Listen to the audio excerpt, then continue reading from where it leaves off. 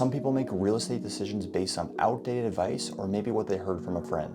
And that's exactly how you end up overpaying, underselling, or second guessing everything after the fact. If you're trying to make a smart move in this market, you need clarity. And that's exactly what this channel is built for. You're going to get straight, honest breakdowns of how real estate actually works. And we're going to be talking about what matters when you're buying and what actually moves the needle when you're selling. And how to think through situations so you don't feel stuck or uncertain. Some of these videos will walk you step by step through the process, and some will answer the questions you didn't even know how to ask. And some will talk about real situations, real homes, real scenarios, and take a step-by-step walkthrough of what's going on beneath the surface. Because the goal of my content isn't just to be watched, it's to hopefully be educated and understand what's going on in this current market.